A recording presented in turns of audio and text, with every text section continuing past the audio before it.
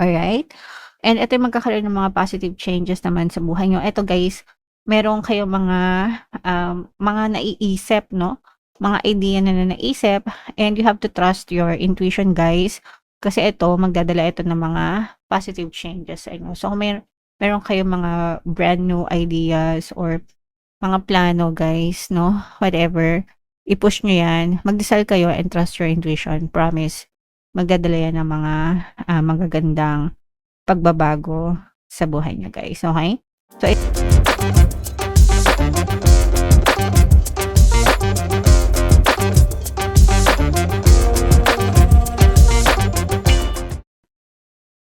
hello guys, hello Sagittarius, welcome back to Pinoy Pixie Tarot. Ang pamagat ng episode natin for tonight is, first half kapalaran para ngayong August, 1 to 15 para sa, Sagittarius, Sun, Moon, Rising Sign, and Venus. So unahin natin 'tong deck na 'to guys. Ito yung mga angel messages, para sa inyo or yung mga paparating sa inyo. Ito guys, ibig sabihin nito, alagaan niyo yung mga, tinatanim niyo na mga ambisyon niyo. Parang nagsisimula kayong magtanim actually, 'no? Nagsisimula kayong magtanim ng mga bagong ambisyon, mga bagong goals, mga bagong dreams, mga bagong desire, sa buhay niyo, guys, okay. So, siyempre kapag nagtanim kayo dapat inaalagaan niyo para maging maganda yung, bunga niyan, for you guys, okay. Alright, so alagaan niyo ng dasal, alagaan niyo ng, pagkilos, effort siyempre, and alagaan niyo ng, positibong, mental diet guys. Yung next na message naman para sa inyo Sagittarius, ayan 'no. So, ibig sabihin nito guys lumalago yung mga, kinikita niyo mga kapiksi kasi nagkakaroon kayo ng mga savings or ipon guys. So, ibig sabihin you have, more than enough, guys, okay. And this is something that you should be grateful for 'no, kasi yung iba, sakto-sakto lang, yung kinikita 'di ba, sa panggastos minsan kulang pa, pero yung iba sa inyo guys talagang, ibig sabihin nananagana kayo. So, save and use your money wisely mga kapiksi 'no.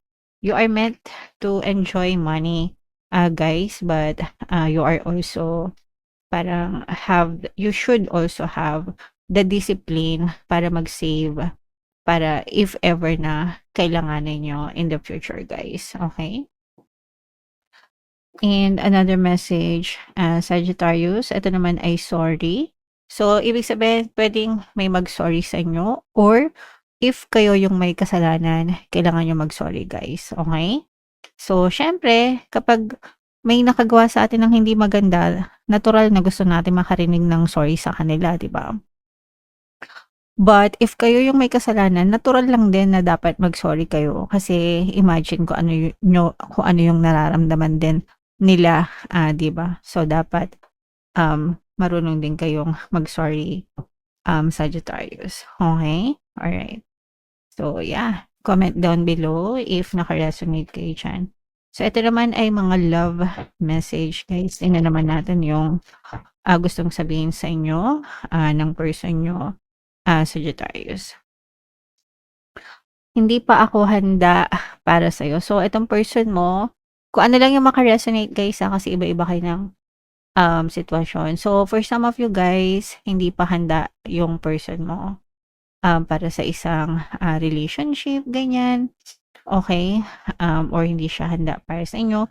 Probably meron pa siyang mga personal goals, probably meron siyang mga, personal problems din, 'di ba? We do not know what's happening, pero hindi pa siya handa, hindi pa siya, ready, mga kapiksi. Babalik ako sa'yo. So, yeah. So, for some of you, this is a promise na puwedeng hindi siya ngayon ready, puwedeng lumayo siya sa'yo, dumistansya, pero there's a promise na babalik siya kapag handa na siya. Pero siyempre ang tanong do'n is kung handa pa ba kayo? And kung tatanggapin niyo pa ba sila by the time na bumalik sila. So, it's not about them. Dapat mas importante sa'yo kung ano yung nararamdaman mo, guys, okay.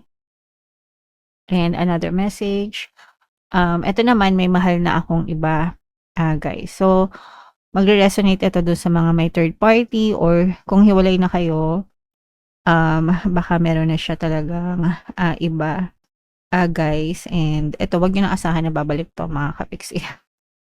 Straightforward, 'no? Kasi don't settle for anything less, guys, 'no? You deserve so much, in this world na wag kayong mag-settle sa mga taong may sabit na at saka hindi mabigay yung full na pagmamahal sa inyo. Dapat itaas niyo yung standard niyo, mga kapiksi, okey? Alright, so comment down below, guys, if naka-resonate kayo diyan. So, shuffle natin 'to. Ito yung ating deck na gagamitin. Hanapin natin yung energy ng Sagittarius. Habang sina-shuffle ko 'to, guys, panoorin niyo muna yung video natin regarding sa ating paano mag-manifest ng abundance video course. Kapiksi, sawa ka na ba sa mga struggles at hirap sa buhay mo? Masipag ka ba at masikap sa buhay ngunit hindi ka pa rin umaasenso? Ilang beses ka na bang nag-attempt mag-negosyo at mag-invest pero palagi ka pa rin nalulugi? Sa pagkakataon na ito ay maaaring may subconscious beliefs ka na nagiging balakid sa iyong pag-unlad at pagyaman. Introducing, paano mag-manifest ng abundance video course. Dito ay matututunan mong ma-overcome ang mga balakid mo para tuluyan ka ng umunlad, umasenso, sumagana, maging matagumpay, successful at maswerte sa iyong kabuhayan, pera, trabaho, negosyo, salapi at kaperahan ng bonggang-bongga. Dali, mag-send na ng email sa pinoypixie@gmail.com at simulan na ang iyong pagyaman ngayon.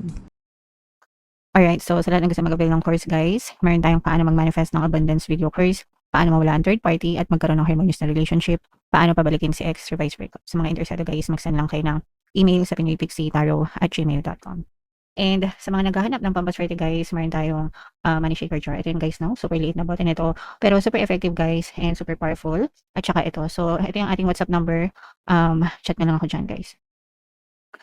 So, this is both positive and negative Sagittarius kayo in-represent ng King of Wands. Meron din ditong presence ng water sign, Cancer, Pisces, Scorpio. So, for some of you, maaring may water element, guys, sa inyong natal chart, or you may be dealing with another water sign. Ito, guys, ito yung babala, no? Mag-ingat sa mga manloloko. At saka for some of you, guys, wag kayong matakot na mawala yung manloloko sa buhay nga, especially pagdating sa relationship. Kasi for some of you, pwedeng sa relationship ito, mga kapiksi. You might be discovering na yung iba sa inyo is nag-cheat. Ito, kaya nga dito lumabas, guys, yung may mahal na akong iba. So, pwedeng nag-cheat sa'yo itong person mo. And alam mo na to, guys, no? Yung iba, alam na. Yung iba, nakahanap na ng ebidensya.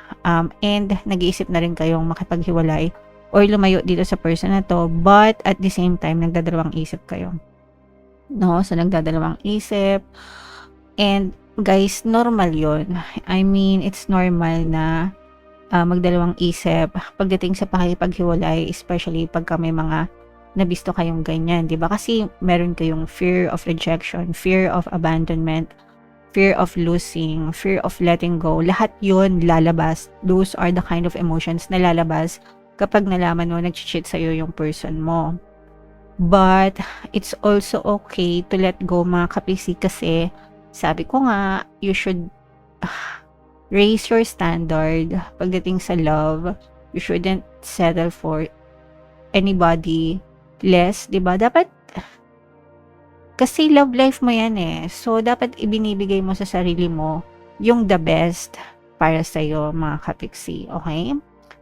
So, yeah, maaaring magkaroon ng separation din dito once na-realize mo.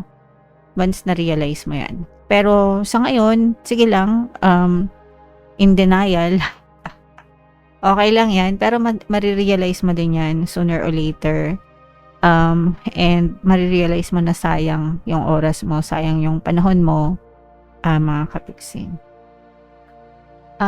Sa kaperahan naman, guys, ito may parang nahihirapan kayong magdesisyon pagdating sa kaperahan, mga kapiksi. Pwedeng merong mga magagandang opportunity na nag-aantay sa'yo or dumadating sa inyo, but nahihirapan kayong magdesisyon, nahihirapan kayong mamili. So, talk to your colleagues, talk to your friends, manghingi kayo ng advice, ganyan, or mag-research kayo, ganyan, sa mga community para malaman nyo if worth it ba yung mga desisyon nyo or mag-research, magsaliksik bago magdesisyon, guys, okay?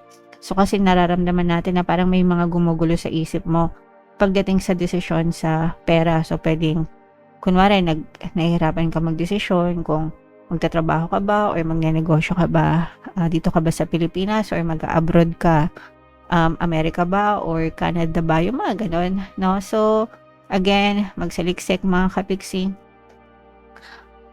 Take your time, guys, okay? Alright. So, what else? Tingnan pa natin. Dito, guys, parang merong nag-aano sa inyo, parang nagpa-power trip, mga kapiksi. Parang there's somebody within your quantum bubble na parang nagpa-power trip sa inyo, parang masyadong mababa yung tingin sa inyo, guys, or parang binababa kayo. Eto, guys, usually nangyayari to sa mga kamag-anak, magkakamag-anak, or pwede rin sa mga friends, or sa mga kapitbahay, whatever, na parang ang baba ng tingin sa inyo, or feeling mo ang baba ng tingin sa iyo, mga kapiksi. So don't mind them. Mind your own business, guys. I mean, we all have our own free will, no? They are entitled to have their own opinion, but your opinion of yourself matters the most. Sa reality mo, wala ka dapat pake sa ibang tao. Kung ano yung iniisip nila, kung ano yung sasabihin nila. Ang importante is yung paki mo sa sarili mo. What you feel about yourself, what you think about yourself, mga kapiksi. So, kung mababa yung tingin nila sa'yo, let them be, and prove to yourself na hindi ikaw yon. You don't need to prove to them. Wala kang kailangan patunayan sa kanila. Ang kailangan ay patunayan mo sa sarili mo kung ano ka talaga, kung sino ka talaga. So, yeah. Alright? And ito yung magkakaroon ng mga positive changes naman sa buhay nyo. Ito, guys, meron kayo mga naiisip, no? Mga idea na naisip, and you have to trust your intuition, guys. Kasi ito, magdadala ito ng mga positive changes sa inyo. So, kung meron kayong mga brand new ideas or mga plano, guys, no? Whatever, i-push nyo yan. Magdasal kayo and trust your intuition. Promise, magdadala yan ng mga magagandang pagbabago sa buhay nyo, guys. Okay? So, ito, i-mind nyo na yan, mga positive changes na yan, mga brand new ideas, mga kapiksi. And comment down below if naka-resonate kayo, guys. For more tarot readings, ito yung playlist nyo, guys. Ito naman yung ating success stories ng paano mag-manifest ng abundance video course. Panoorin nyo itong video natin, guys, about money shaker jars. Thank you for liking, sharing, and subscribing.